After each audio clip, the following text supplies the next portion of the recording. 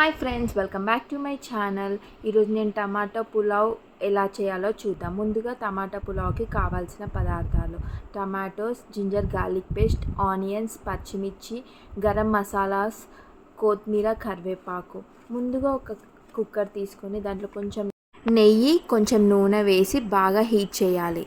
తర్వాత అన్ని గరం మసాలాలు వేసి బిర్యానీ ఆకు కూడా వేసి బాగా ఫ్రై చేయాలి.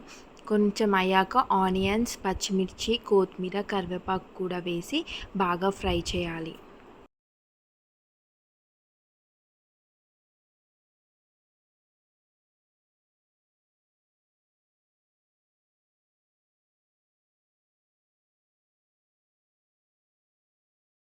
ఆనియన్స్ ఫ్రై అయ్యాక టమాటోస్ తీసుకొని అవి కూడా దాంట్లో వేసి బాగా ఫ్రై చేసుకొని బాగా మెత్తగా అయ్యే వరకు కుక్ చేసుకోవాలి.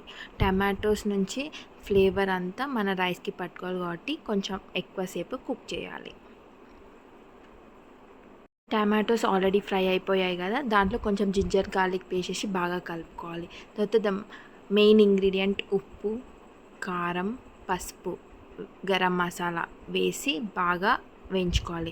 తర్వాత కొంచెం 2 to 3 టేబుల్ స్పూన్స్ ఆఫ్ పెరుగు వేసుకొని బాగా కలుపుకొని పెరుగు స్మెల్ అంతా పోయే వరకు బాగా ఉడికించుకోవాలి. ఉడికిన టమాటోస్లో మనం 1 గ్లాస్ ఆఫ్ బియ్యం తీసుకుంటే 2 గ్లాసెస్ ఆఫ్ వాటర్ పోసుకోవాలి.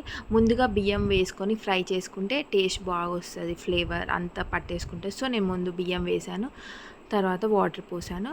తర్వాత కుక్కర్ పెట్టుకొని 5 to 6 విజిల్స్ వచ్చే వరకు పెట్టుకోవాలి.